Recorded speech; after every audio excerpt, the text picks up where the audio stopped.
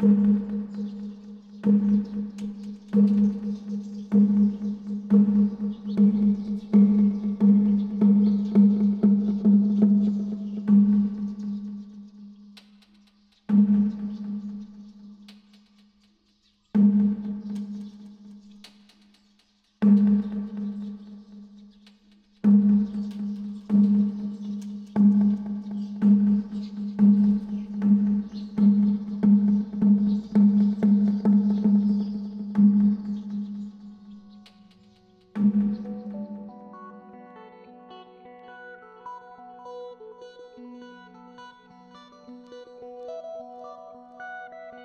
รงหอพระใหญ่คุ้มบ้านทิ่นฐานผู้ไทยแหล่งใหญ่พามัดมีประเพณีบุญเดือน3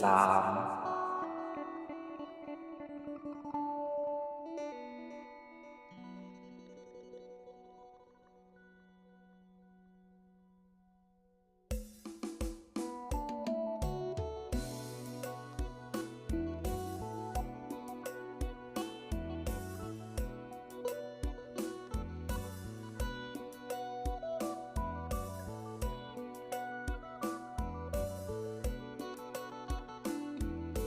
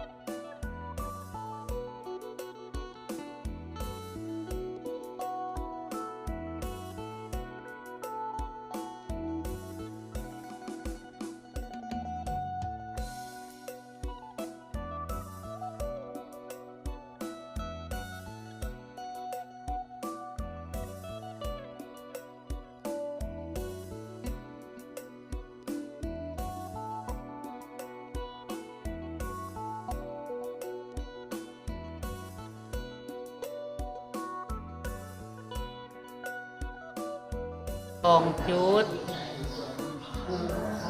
มากอะแต่นี่เป็นฮอดคุณเบิร์ด มันเป็นอย่างครับ อันนี้มามันโห มันโหลงมา มันเตะน้องนี่มันสิหนังบ่ได้เลยแต่ขานี่ไปจนสุด เอาตัวนี้กับตัวนี้มาฮอดนี่ก็มาวางเส้นละ2 ห้องแต่ห้องสุดท้ายแต่นี่ก็โหเบิร์ดแถวที่เฮาอยู่นี่คือโหแล้วก็มองพระมองพระประธานเฮาตังที่จุดมันโหน่ะคือว่าแถวเฮาอยู่สุดจะดีละจะโหแถวนี่น่ะจนสุดละปาเยาวาแค่อายแค่น้องแค่ลูกแค่หลานเฮาคือหาเงินมาสมทบทุนสร้างมุ่งหลังคา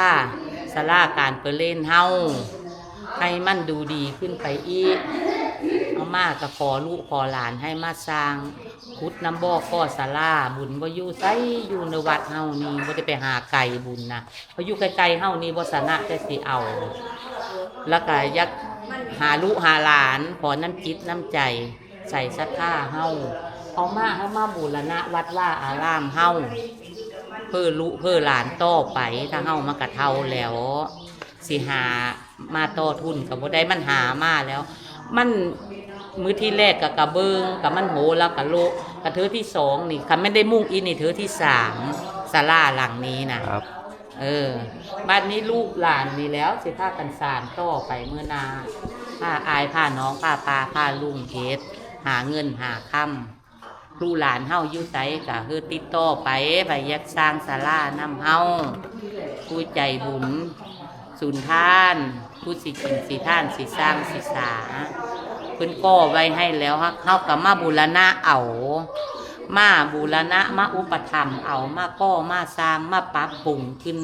ให้มันเจริญรุ่งเรืองไปเมื่อนา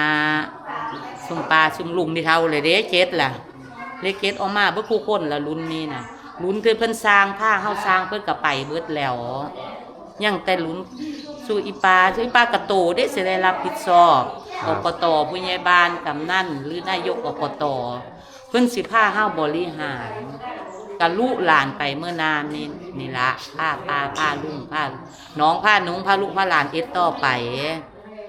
คือไปหามองเพิ่นสิสร้างสิสานำเฮามองเพิ่นสิเอ็ดนำเฮาเฮ็ดไปก็บ่มีหยังรักษานี่คือแต่พระพุทธพระธรรมพระสงฆ์มารักษาให้เฮาอยู่ดีมีแห้งคู่มือนี่พ่ออยู่พ่อกินพ่อสร้างพ่อสร้างไปมื้อหน้าให้พบแต่สิ่งดีๆให้มีแต่ความสุขพระพุทธให้มาอุปถัมภ์พระธรรมมาปกป้องพระสงฆ์ให้มาคุ้มครองเงินทองไหลเข้ามาสู่กันสิมีแต่สิ่งดีๆเข้ามาสู่ชีวิตอย่าอาจอย่าจนอย่าต่ำกว่าคน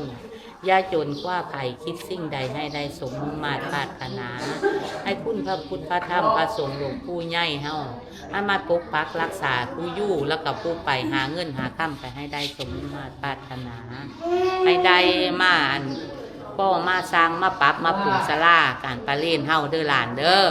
พากันมาเอ็ดหาน้องหาหนูหาอายหาน้องแก้ไปพ่อได้ที่สา510 บาท20 บาทเฮาก็เอาบุญอันใดที่เฮาเอ็ดเฮาสร้างมากก็ให้มาอุปถัมภ์คำสู้หมู่บ้านเฮาโตก็ได้เป็นอบตเป็นผู้นำไทยบ้านเป็นป้าว่าได้เป็นคือได้เป็นสมัยนี้ก็คือเก้าผ้าปลาผ้าลุงเฮ็ดบ่มีไผได้ให้โหมได้ให้จิตใจให้มาโหมกันให้มาอุปถัมภ์ผ้าปลาผ้าลุงเฮ็ดสร้างได้รู้เอ้ยครับบุญบ้านเฮาวันที่เท่าไหร่บุญเฮานะครับบุญบ้านเฮาน่ะวันที่12 เมษายนบุญพระเวทคันส่งออกไปไกลๆหาลูกหาหลานเฮาอยู่ใส่กระตามให้มาโหมกันให้มาเป็นบุญเป็นกุศลให้มาปรับปรุงบูรณะวัดว่าอารามเฮาให้เจริญรุ่งเรืองได้รวยให้เบิ่งเอาอันใดโค่นอันใดบ่โค่นให้อยู่กลางคันเย็บเพิ่นน่ะเย็บแก้มน่ะมันลมคันเย็บกลางน่ะกันคืนบ่ใหญ่มันก็บ่ลมให้ปกปักรักษาเด้อให้เอ็ดเอาผู้คนเด้อลูกหลานผู้อยู่ไกลก็ได้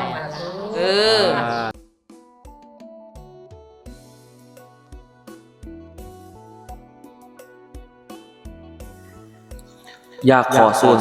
นพี่เซินน้องอีปู่อีหยา อีตาอีนายอีโพอีเบ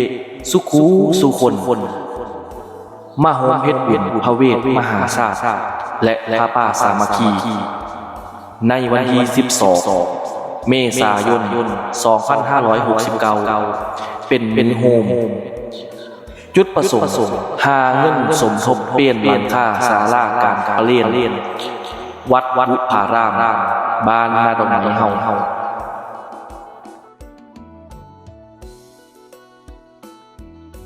กำหนดการของมือบุญบ้านเฮา11 เมษายน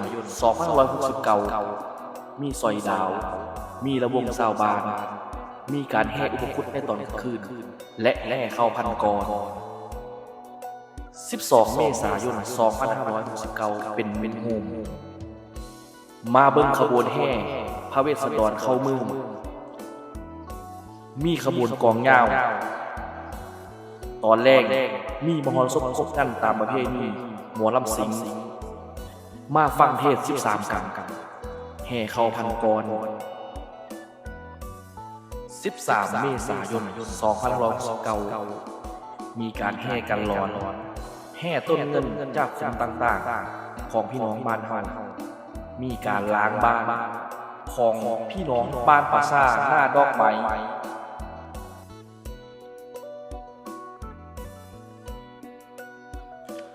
มากินข้าวปุ้นเอาบุญพระเวทฟังเทศน์นำกันเด้อ